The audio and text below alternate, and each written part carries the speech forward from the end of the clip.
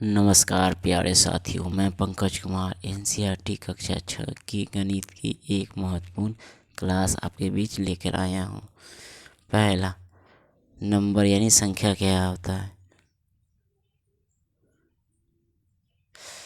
तो वे गणितीय वस्तु जिनका उपयोग मापने, गिनने, नामकरण करने के लिए किया जाता है वह संख्या कहलाते हैं। जैसे 1 2 3 4 यानी किसी भी संख्या को गिनने, किसी भी वस्तु को गिनने के लिए जिस पैमाने जिसकी ज़रूरत होती है उसे संख्या कहते हैं। अब संख्या कितने प्रकार के होते हैं, तो संख्या बहुत प्रकार के होते हैं। पहला क्या होता है, प्राकृतिक संख्या या नेचुरल नंबर।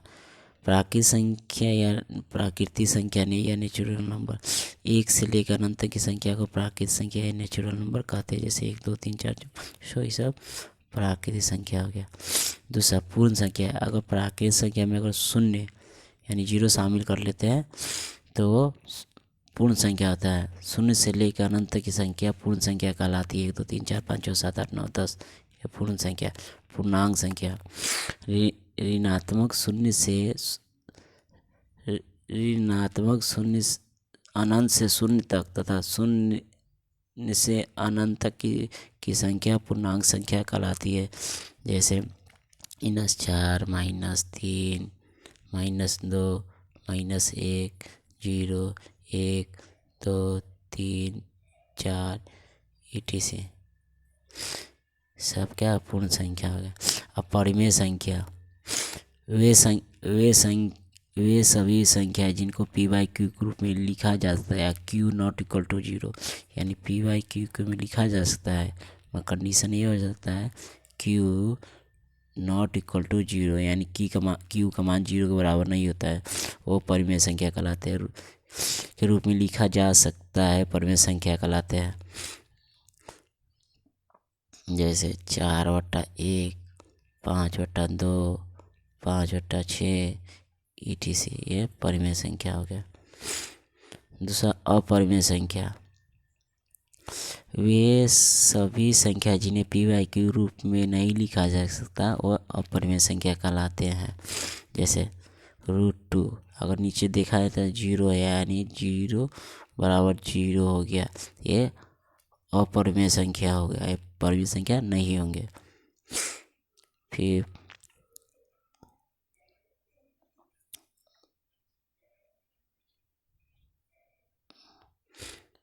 हो जाएगा √5 √7 √15 जिसको तोड़ा नहीं जा सकता वो अपरिमेय संख्या कहलाएंगे। जैसे सम संख्या,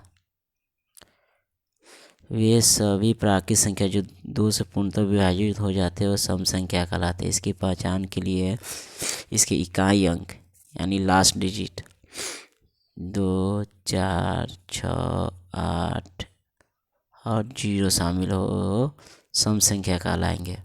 जैसे एग्जाम्पल के लिए देखिए 144 संख्या लेते तो लास्ट में 2 डिजिट है, 143 ले लेते हैं तो इसका ये विषम संख्या है। 42 ले लेते तो ये सम संख्या है, यानी लास्ट में 0 1 0 2 4 6 और 8 हो सम संख्या। विषम संख्या, वे सभी प्राकृतिक संख्या जो 2 से पूर्णतः विभाजित नहीं होते हुए विषम संख्या कहलाते हैं। इसके लास्ट में 1 3 5 7 और 9 शामिल होते हैं, विषम संख्या कहलाते हैं। जैसे यहाँ 9 है, लास्ट में 3 है, 7 है, 5 है, ये सब विषम संख्या यानी ऑड नंबर कहलाते हैं। अभाज्य संख्या, वे सभी प्राकृतिक संख्या जो केवल 1 से या स्वयं से ही विभाजित होते हुए अभाज्य संख्या कहलाते हैं। जैसे 2 3 5 7 11 13 17 19 और 23 25 तक इतना ही अभाज्य संख्या होते हैं, और भी आगे होते हैं, 25 से आगे होते हैं 25 तक 1 2 3 4 5 6 7 8 9 ही अभाज्य संख्या होती है। क्वेश्चन भी आ जाता है कि 25 से नीचे कितने अभाज्य संख्या होते हैं, तो इक्वल 9 अभाज्य संख्या होते हैं। सौभाज्य संख्या। दो प्राकृतिक संख्या सौभाज्य संख्या कहलाएंगे यदि उनका मौसा यानी एचसीएफ 1 होना चाहिए। जैसे 2 और 3 का एचसीएफ 1 होगा, 3 और 4 का एचसीएफ 1 होगा, 5 और 9 का एचसीएफ 1 होगा, यानी 1 से ही दोनों कटेंगे, अन्यथा कोई नंबर से नहीं कहता वैनिस्ट, यानी दोनों में एक ही शामिल हो, सौभाज्य संख्या कहलाएंगे। फिर पूर्ववर्ती संख्या यानी नीचे की से नहीं सॉरी, पूर्ववर्ती संख्या है ना पहले वाले। अगर किसी भी संख्या से पूर्व में अर्थात पहले आने वाली संख्या को उस मूल संख्या की पूर्ववर्ती संख्या कहते हैं। इसकी गणना 1 घटा के की जाती है। जैसे मान लीजिए 150 का पूर्ववर्ती संख्या यानी पहले की संख्या था, क्या करें -1 कर देंगे तो हो जाएगा 149, यानी 149। फिर दूसरा एग्जाम्पल ले लेते हैं। जैसे मान लीजिए 200 है, इससे पूर्ववर्ती संख्या कहेगा तो क्या करेंगे -1 कर देंगे तो 199, तो 199 इसका पूर्ववर्ती संख्या है।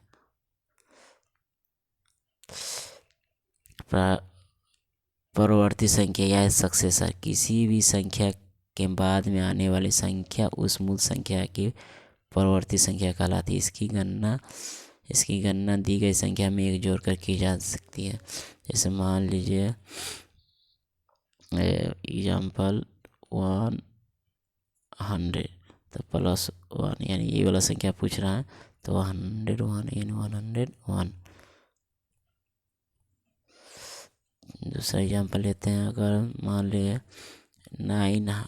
999 के बाद की संख्या यानी परवर्ती यानी सक्सेसर पूछेगा, यानी उसमें +1 कर देंगे तो 1000 हो जाएगा।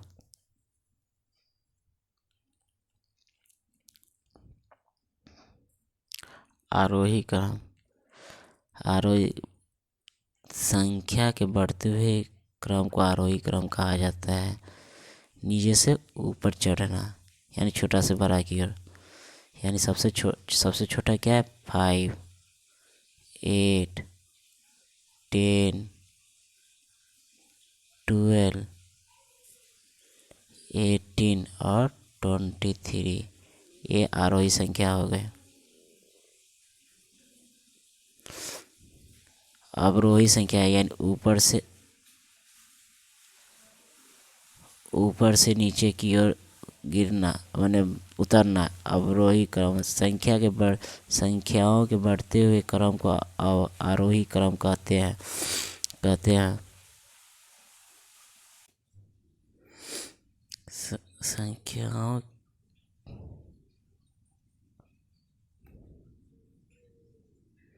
संख्याओं के बढ़ते क्रम को आरोही तो बतला दिए थे।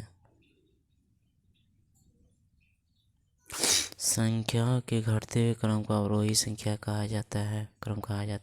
जैसे मान लो वही दिया हुआ था, यानी ऊपर से नीचे की ओर, यानी सबसे बड़ा 23 है, फिर 18 है, 12 है, 10, 8 और 5, ये अवरोही संख्या कहलाएंगे, यानी 6 से नीचे उतरना। संख्या की तुलना करना। हम संख्या की तुलना यह जांचने के लिए करते हैं कि वह संख्या इनमें से बड़ी है, छोटी है, क्या है। मान लीजिए 2 संख्या लिखे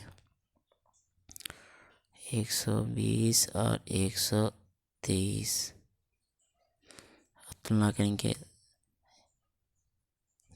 1000 वाला संख्या वाला मान पे वो मान लीजिए 140 या 143 दोनों में से देखा जाए तो 100वां सैकड़ा में 1 सेम है, दहाई में 4 सेम है, मगर इकाई में 0 है, ये 3 है, तो बड़ा ये हो गया, छोटा ये हो गया। दूसरा लिए 23 और 25, तो इकाई में 5 3, दहाई में 2 तो सेम है, यानी ये छोटा होगा, ये बड़ा होगा। अब अंकों के स्थानांतरण करने का अर्थ है कि अंकों को अलग अलग स्थान पर उसकी तुलना करने के लिए आदान प्रदान करना। जैसे मान लीजिए कोई भी संख्या है 142 है, अगर हम इसको 100 सैकड़ा वाला अगर इकाई अंक के ले जाए, इकाई वाला संख्या सैकड़ा के बीच में ले जाए तो क्या हो जाएगा, रिप्लेस कर दें तो 241 हो जाएगा। इसी तरह अगर 230 को अगर इसके इधर ले जाए, इसको यहाँ पे ले आए तो क्या होगा, रिप्लेस करें तो 203 होगा। यानी इसी को कहते हैं अंकों का स्थानांतरण, यानी रिप्लेस करना, एक अदला बदली करना अंकों का। चलिए अब नेक्स्ट वीडियो में आगे पढ़ेंगे।